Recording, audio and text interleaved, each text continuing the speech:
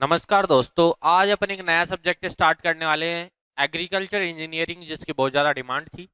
तो उसको स्टार्ट करने से पहले आपको कुछ चीज़ें बता देते हैं। देखो, इस सब्जेक्ट का कुछ पार्ट तो अपन ने सॉइल में कवर कर लिया था। इरोजन वाला जो पार्ट था, वाटर इरोजन और विंड इरोजन, तो उसको अपन लेंगे नहीं यहाँ पे। उसके अलावा जो अपना रिमेनिंग पार्ट बच गया उसको अपन यहाँ कवर करने वाले हैं। जितने कम वीडियो में अपन कवर कर सकते हैं, जितना शॉर्ट कर सकते हैं उतना करने की कोशिश करेंगे। तो स्टार्ट करते हैं। सबसे पहला टॉपिक अपन लेंगे आज का, जो वो लेंगे फार्म पावर के ऊपर। क्या होता है फार्म पावर, कौन कौन से सोर्सेज होते हैं, कैसे यूज करते हैं, इन्हीं के ऊपर रहेगा। ठीक है, तो सबसे पहले अपन बात करते हैं फार्म पावर की। अब देखो, नाम से ही पता है, लग रहा है आपको, फार्म का मतलब होता है फील्ड, अपना खेत। और पावर का मतलब जो अपन ने पावर यूज की है, जो एनर्जी यूज की है, उसी को अपन फार्म पावर में कंसीडर करेंगे। यानी फार्म पे जो भी आपने एग्रीकल्चर ऑपरेशन किए हैं, वो चाहे टिलेज हो सकता है, थ्रेसिंग हो सकता है, विनोइंग हो सकता है, कटिंग हो सकता है, चाफिंग हो सकता है, कुछ भी हो सकता है। उसके लिए आपने पावर सोर्स क्या यूज किया है या कौन सा पावर यूज किया है, ये सभी फार्म पावर के अंदर आते हैं। अब देखो, जो इम्प्लीमेंट अपन यूज कर रहे हैं, उन इम्प्लीमेंट के बेसिस पे अपन बात कर सकते हैं।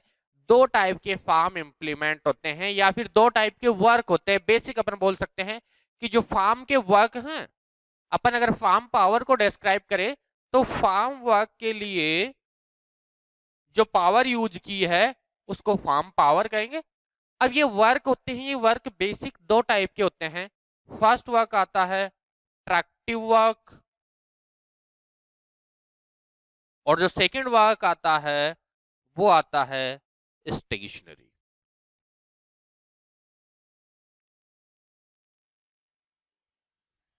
पहला आ गया ट्रैक्टिव वर्क और दूसरा आ गया स्टेशनरी वर्क।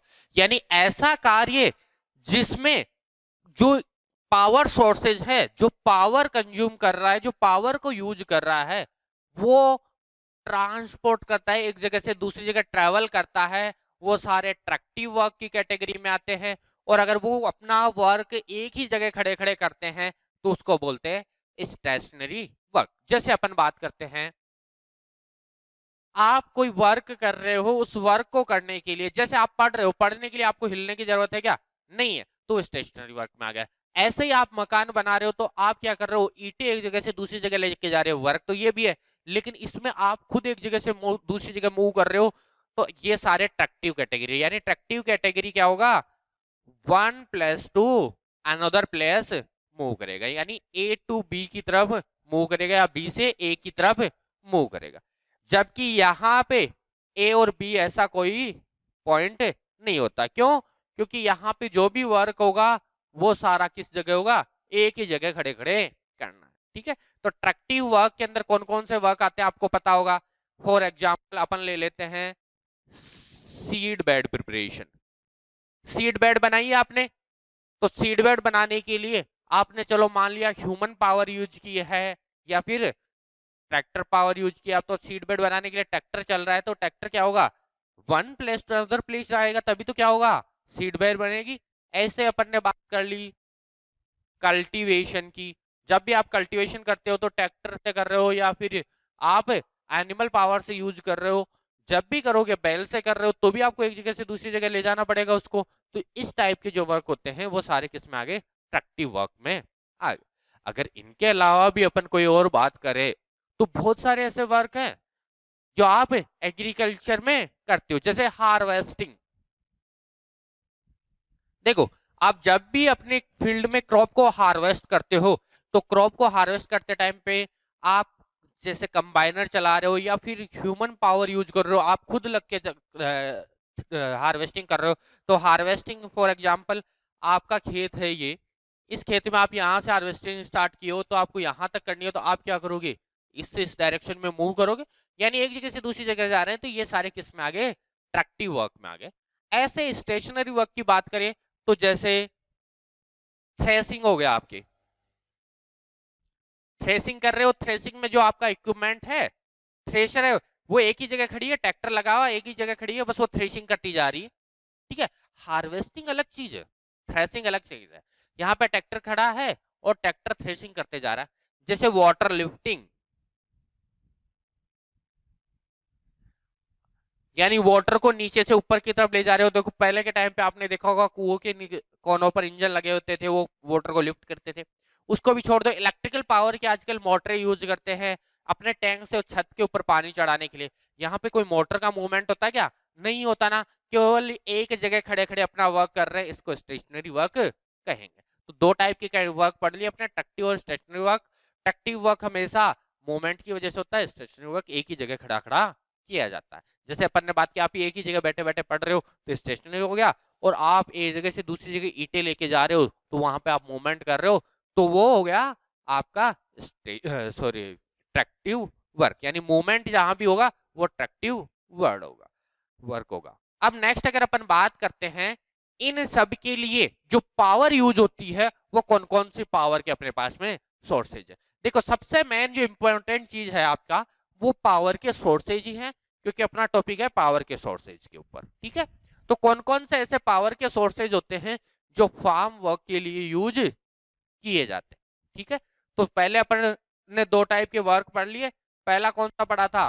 Tractive work. और दूसरा कौन सा पढ़ लिया था? तो अपन लिख लेते हैं यहाँ पे, वर्क कौन से हो गए? Tractive work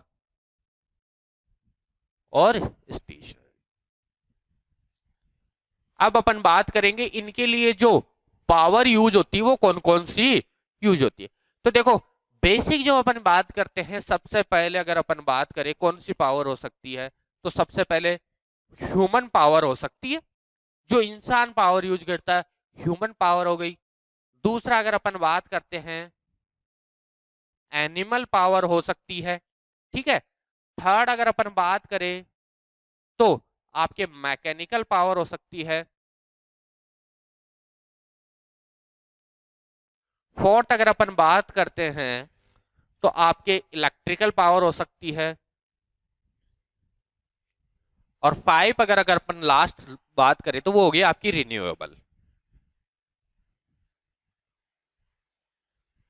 renewable power.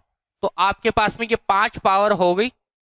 सबसे पहले अगर अपन बात करें तो ह्यूमन पावर हो गई, एनिमल पावर हो गई, जिनसे आप ये वर्क करोगे, एग्रीकल्चर इंप्लीमेंट्स को चलाना है, वर्क करना जो भी आएगा आपके इन सब वर्क से आ सकता है। अब कौन से कैटेगरी में आएंगे, कैसे आते हैं, वो अपन नेक्स्ट डिटेल में पढ़ेंगे। तो पांच बेसिक आपके पावर के सोर्सेज हो गए। सबसे पहले ह्यूमन, एनिमल, मैकेनिकल, इलेक्ट्रिकल और रिन्यूएबल। सबसे पहले ह्यूमन पावर की बात करते हैं, तो जो अपने स्मॉल टूल्स होते हैं, ठीक है, उन टूल्स को चलाने के लिए ह्यूमन पावर का यूज किया जाता है। देखो बेसिकली अपन बात करते हैं जैसे खुरपी चलाते हैं, हॉइंग करते हैं, वीडिंग करते हैं, इस टाइम पे जो छोटे इंप्लीमेंट चलाते हैं उनके लिए ट्रैक्टर वगैरह का यूज नहीं किया जाता, जनरली ह्यूमन पावर को ही कंज्यूम किया जाता है और ह्यूमन पावर से ही इनको ऑपरेट किया जाता है। तो जो स्मॉल टूल्स होते हैं इनको ज्यादातर ह्यूमन पावर से इंट्रोड्यूस या ह्यूमन पावर को यूज करते हुए कंप्लीट किया जाता है। ऑन एवरेज अभी की बात करें तो इंडिया के जो रूरल एरिया है, उन रूरल एरिया की नियरली अबाउट 30% पॉपुलेशन इस ह्यूमन पावर के अंदर इंगेज्ड है। रूरल एरिया की लगभग, देखो एग्रीकल्चर की बात नहीं कर रहे, इस पावर की बात कर रहे हैं, 30% यूज होती है। अब यहाँ पे कुछ एडवांटेज हैं इसके और कुछ डिसएडवांटेज भी है। देखो एडवांटेज क्या है, इजीली अवेलेबल हो जाती है, इतना ज्यादा प्रॉब्लम नहीं आती। ठीक है, और दूसरा क्या होता है, सेंसेबल लॉग होते हैं, जो ह्यूमन होते हैं वो सेंसेबल होते हैं, तो हर एक वर्क को करते हैं, इफिशियंट वर्क कर लेते हैं वहां पे। यानी जैसे अगर अपन बात करते हैं आपके यहाँ पे रो में, आपकी ये रो है, इस रो में क्या है, आपको हॉइंग एंड वीडिंग करवानी है, तो अगर प्लांट बीच में आ गया आपके कुछ, तो यहाँ पे क्या होगा, ह्यूमन पावर होगी तो वो क्या करेगी, इनको बचा लेगी। लेकिन अगर वहीं पे ट्रैक्टर पावर होगा तो वो तो क्या होगा, सीधा ही चलेगा, बीच में जो आ रहे हैं उनको वो नष्ट कर देगा, डिस्ट्रॉय कर देगा। तो ह्यूमन पावर का जो यूज होता है ना, ये यूज इफिशियंट यूज होता है। लेकिन वहीं पे अगर डिसएडवांटेज की बात करें तो ये क्या पड़ती है, कॉस्टली पड़ती है, इफिशियंसी बहुत कम हो जाती है। कैसे इफिशियंसी, यानी पर यूनिट टाइम में जो वर्क होता है ना, वो बाकी और पावर के कंपेयर में बहुत कम पर पाता है। अब यहाँ का जो सबसे इंपॉर्टेंट क्वेश्चन है कि जो ह्यूमन होता है ऑन एवरेज कितना पावर जनरेट करता है, तो ये पावर जनरेट करता है 0.1 HP, यानी 0.1 हॉर्स पावर ये जनरेट कर पाता है। ठीक है, ह्यूमन कितना करता है 0.1 HP, 1 HP नहीं है 0.1 या 0.1 HP जनरेट करता है। और स्मॉल टूल और इंप्लीमेंट्स को यूज करने के लिए ह्यूमन पावर का यूज किया जाता है। निराई गुड़ाई के टाइम पे जो खुरपी वगैरह या फिर जो यूज किए जाते हैं इंप्लीमेंट्स छोटे, उनके लिए इसका यूज किया जाता है। नेक्स्ट जो पावर है वो आती है एनिमल पावर। और जो ड्रॉट एनिमल है, या जो अपन बोल सकते हैं दूसरे तरीके से ड्राफ्ट प्रोलॉजी के लिए जो एनिमल पाले जाते हैं, जो बेल वगैरह होते हैं, उनके बारे में अपन एनिमल पावर को यूज करते हैं। यानी जो बेल वगैरह है, जैसे कृषि कार्य में आपने देखा होगा पुराने टाइम पे भी कि जो हल वगैरह है ट्रैक्टर से तो आज चले, उससे पहले क्या होते थे बैलों से ही चलाते हैं। आज भी कुछ लोग बैलों से क्या चलाते हैं, हल चलाते हैं। उसमें टाइम थोड़ा ज्यादा लगता है ट्रैक्टर के कंपेयर में, क्योंकि ट्रैक्टर की क्या होती है स्पीड ज्यादा होती है, एफिशिएंसी ज्यादा होती है और उनके पास में पावर भी ज्यादा होता है। लेकिन यहाँ पे अपन अभी एनिमल पावर की बात करेंगे। एनिमल पावर में बात करें, अगर एक सिंगल बैल की बात करें तो सिंगल बैल कितना जनरेट करता है 0.5 HP। और वहीं पे वन पेयर ऑफ बल्क बोल सकते हैं, वो कितना जनरेट करते हैं 1 HP, यानी 1 HP वो जनरेट कर देते हैं एक पेयर बल्क का। यानी एक जोड़ा जो बेल का होता है वो 1 HP जनरेट करता है। वहीं पे एक सिंगल बेल आधा HP जनरेट करेगा, क्योंकि एक पेयर में 2 बेल आते हैं, 2 बेल 1 HP जनरेट कर रहे हैं, तो एक सिंगल बेल क्या हो गया, जस्ट आधा हो गया, यानी हाफ HP जनरेट करेगा। इस टाइप की जो एनिमल पावर्स होते हैं, ये एनिमल पावर यूज किसके लिए किए जाते हैं, ये यूज किए जाते हैं जनरल अपने जो भी वर्क थे पुराने टाइम पे ज्यादा यूज किए जाते हैं, आज के टाइम पे थोड़े कम यूज किए जाते हैं। फॉर एग्जांपल अपन ले ले, पुराने टाइम पे क्या किया जाता था, आपके इसी से क्या किया जाता था, जो कल्टीवेशन वर्क था वो इसी से किया जाता था। 2 बैलों के पीछे क्या लगा लिया जाता, हल लगा लिया जाता था, प्लो लगा लिया जाता था और उसी से किया जाता था। ज्यादातर हेवी प्लो यूज नहीं करते थे, जो छोटा एमबी प्लो था वो यूज किया जाता था इससे। और यहाँ पे जो एनिमल पावर है, इस पावर के एडवांटेज और डिसएडवांटेज की बात करें तो एडवांटेज और डिसएडवांटेज में अपन बात करें सेम वही है, जो है कि यहाँ पे ये क्या था, इजीली अवेलेबल था, क्योंकि यहाँ पे जो ड्राफ्ट पर्पज के लिए जो एनिमल थे वो बहुत ज्यादा थे इंडिया के अंदर, तो इजीली अवेलेबल था। और इसके डिसएडवांटेज की बात करें तो डिसएडवांटेज वही था कि as compare to mechanical power, इसकी जो स्पीड होती है, वर्किंग कैपेसिटी होती है, वो कम होती है। और जो सेकंड चीज सबसे इंपॉर्टेंट आती है वो ये है कि जो क्लाइमेटिक फैक्टर होते हैं उनसे इनके ऊपर इंपैक्ट आता है। बरसात आ रही है, ट्रैक्टर चल सकता है लेकिन बैल वगैरह नहीं चलते हैं। ठीक है, तो ये सिचुएशन यहाँ क्रिएट होती है। थर्ड जो पावर है अपने पास में मैकेनिकल पावर है, और आज के टाइम की मोस्ट इंपॉर्टेंट पावर है। अब देखो मैकेनिकल पावर में क्या क्या यूज किया जाता है, जैसे आपके पावर टीलर आ गया, ट्रैक्टर आ गया, आपके इंजन आ गए, तो ये सभी इस कैटेगरी में आते हैं। पावर टीलर आ गया, ट्रैक्टर आ गया, इंजन आ गए, ऑयल इंजन हो गए, ये सारे कौन सी कैटेगरी में आते हैं, मैकेनिकल पावर में। अब मैकेनिकल पावर की बात कर रहे हैं तो मैकेनिकल पावर में ट्रैक्टर ज्यादातर फार्म इंप्लीमेंट्स के लिए यूज किया जाता है, थ्रेसिंग हो।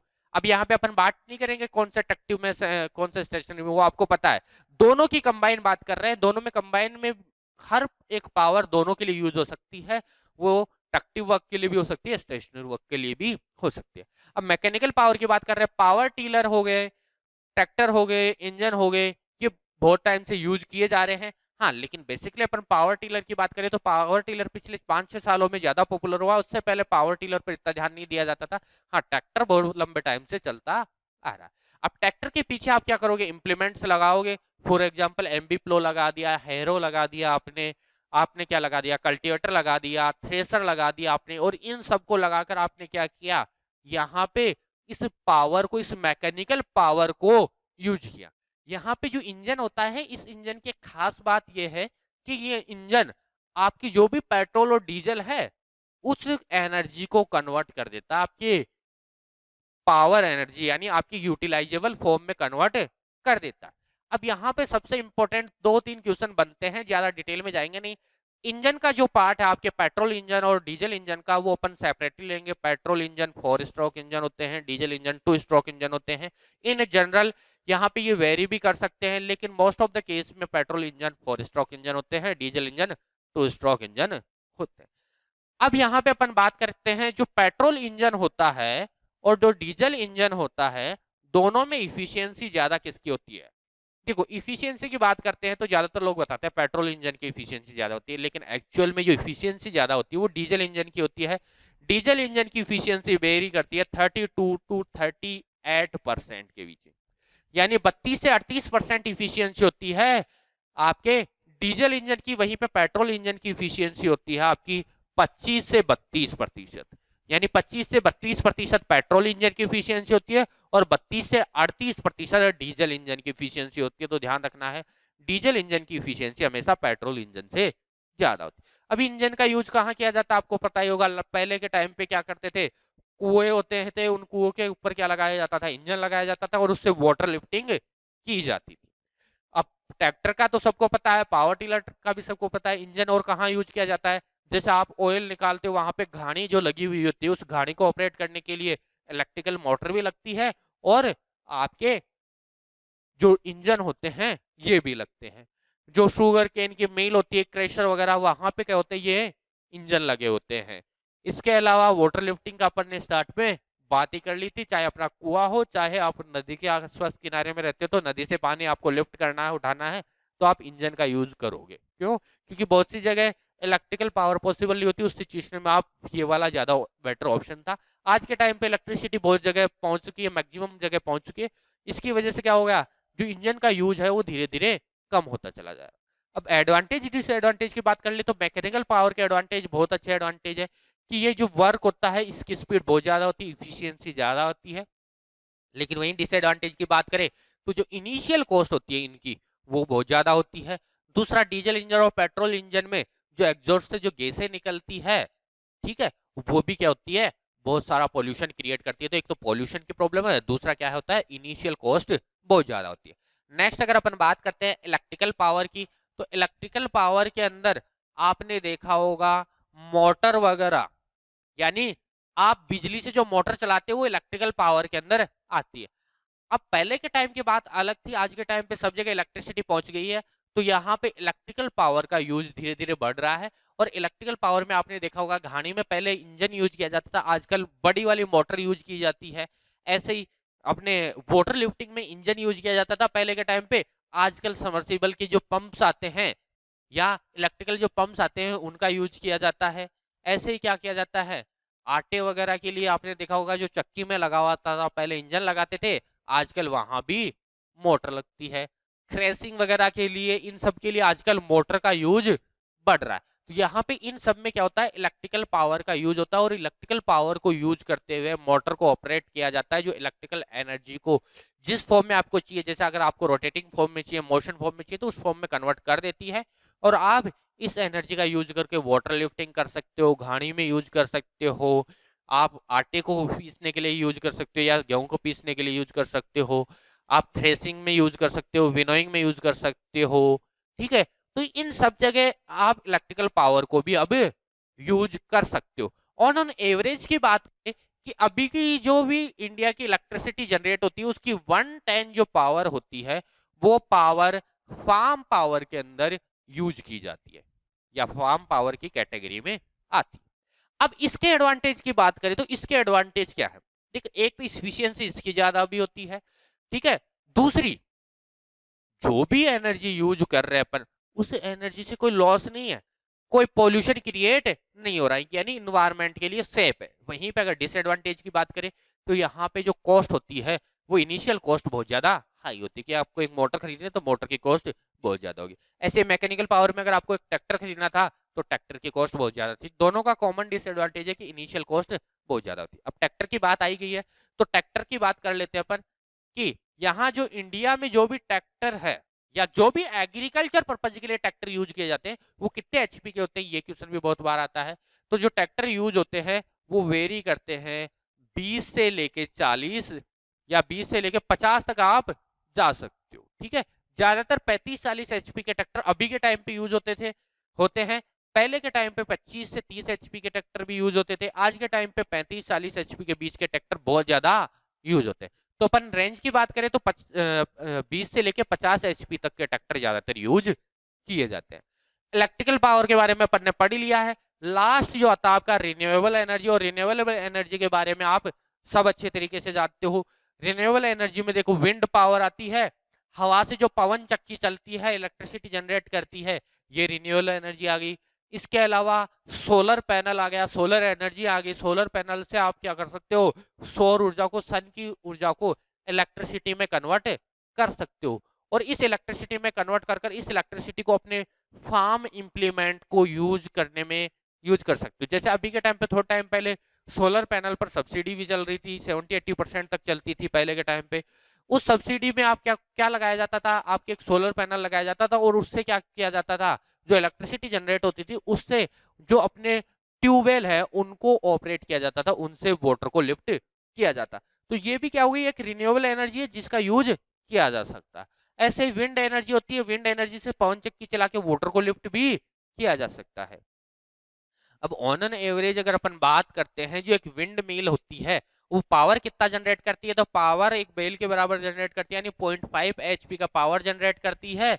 और वहीं पे अगर अपन बात करें वाटर लिफ्टिंग के लिए, विंड मिल को ऑपरेट करने के लिए मिनिमम स्पीड की, तो मिनिमम स्पीड है 32 kmpl, यानी 32 किलोमीटर पर हावर, kmph, यानी 32 किलोमीटर पर हावर की स्पीड से जब तेज विंड चलेगी तो एक वाटर लिफ्टिंग के लिए विंड मिल को अच्छे से ऑपरेट कर लिया जाता है, और वहां पे वो पावर जनरेट करती है, एवरेज पावर 0.5 एचपी का पावर जनरेट करती है।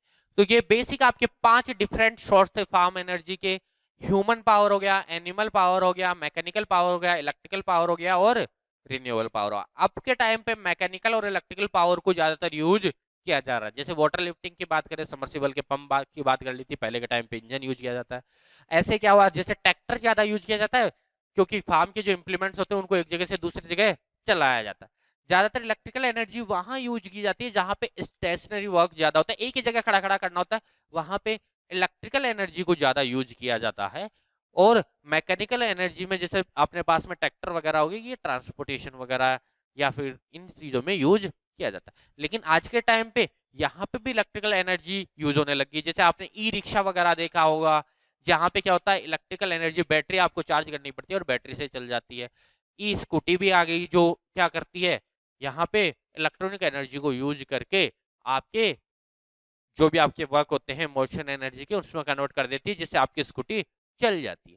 तो यहाँ पे ये बहुत सी चीजें हैं जो इन चीजों में कन्वर्ट हो चुकी है। और अभी के टाइम पे ये petrol engine, diesel engine, electrical engine में कन्वर्ट हो भी इसी वजह से रहे कि जो पेट्रोल और डीजल है लिमिटेड रिसोर्सेज है, इनकी प्राइस क्या हो रही है, बहुत ज्यादा हाई जा रही है, क्राइस कर रही है।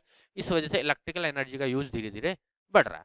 आज के वीडियो में अपन यही तक लेंगे। नेक्स्ट वीडियो में जो रिमेनिंग पार्ट बच गया है उसको लेंगे। धन्यवाद।